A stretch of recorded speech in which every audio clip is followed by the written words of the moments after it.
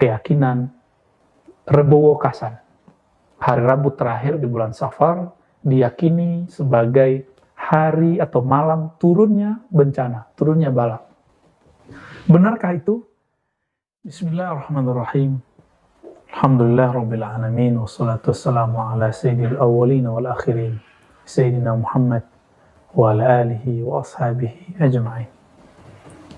Amma ba'du, sahabat-sahabat yang dimuliakan Allah, ada yang perlu kita bahas setiap kali selesai Muharram masuk bulan Safar. Menggunakan sod, yaitu Safar, bukan Safar. Ya. Safar secara harfiah berarti suatu yang terang, bisa juga kuning, isfarra, mulai berkemilau.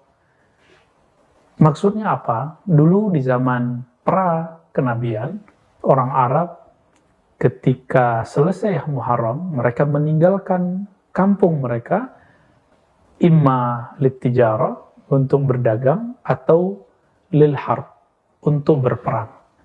Dengan demikian, kampung mereka menjadi hilang, menjadi kosong, menjadi terang.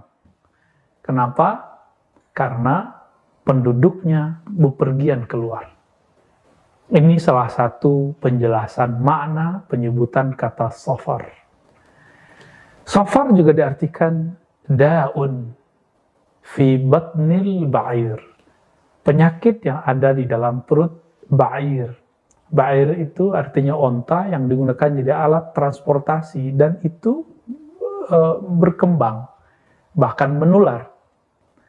Karena ba'ir, onta untuk alat transportasi, mulai digunakan setelah Muharram, maka kata Safar melekat kepada al-ba'ir, penyakit menular, bencana. Ini penjelasan lain secara sejarah. Lalu, apa yang jadi masalah? Masalahnya bukan yang tadi itu. Masalahnya ketika ada keyakinan Rebo Kasan, hari Rabu terakhir di bulan Safar, diyakini sebagai hari atau malam turunnya bencana, turunnya bala. Benarkah itu? Dalam penelitian ulama-ulama ahli nujum, ahli falak, ahli penghitung kalender, mereka menemukan kebanyakan wabah turun itu di bulan Safar. Maka disebutlah bulan Safar itu bulan wabah, bulan bencana.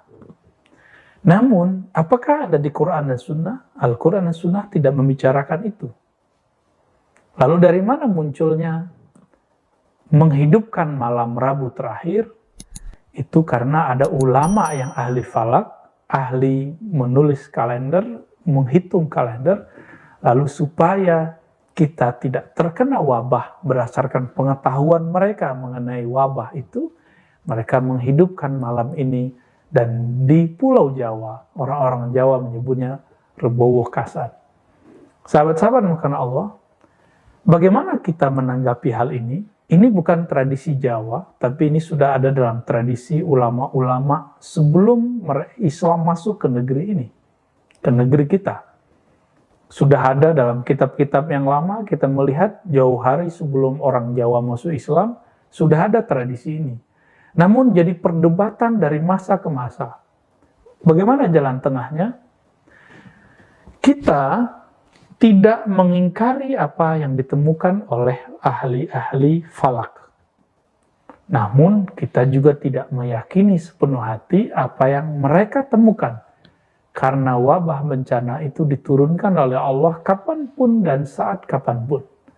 Karena zaman ini zamannya lebih modern, bisa jadi wabah bencana turun kapan saja.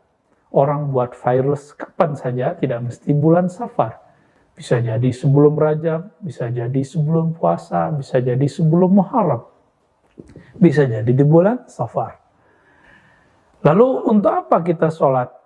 Perlukah kita sholat Rebo Kasan, sholat di malam Rabu terakhir? Bagi saya, kita tidak perlu sholat khusus di malam Rabu terakhir, tapi sholatlah setiap malam. Karena kita tidak hanya menyembah Allah yang menurunkan bala, tapi juga menyembah Allah yang tidak menurunkan bala. dan Dia sama. Allah, Tuhan kita di bulan Safar, sama dengan Tuhan kita di selain bulan Safar. Allah yang menurunkan wabah bencana, misalnya kita anggap saja benar ahli falak, di Rabu terakhir, itu sama dengan malam-malam Rabu yang lain. Maka sembahlah Dia tanpa bersyarat. Kita akan selamat dunia akhirat. Berdasarkan itu, kita tidak meyakini kesunahan sholat 2 rakaat, 4 rakaat, sekian rakaat malam Rabu akhir Safar. Tapi kalau antum mau menghidupkannya dengan niat tertentu, dengan syarat tidak mengatakan ini dari amalan Nabi, silahkan dilakukan. Berarti kita anggap ini sholat hajat. Jadi dia masuk kepada cabang sholat hajat.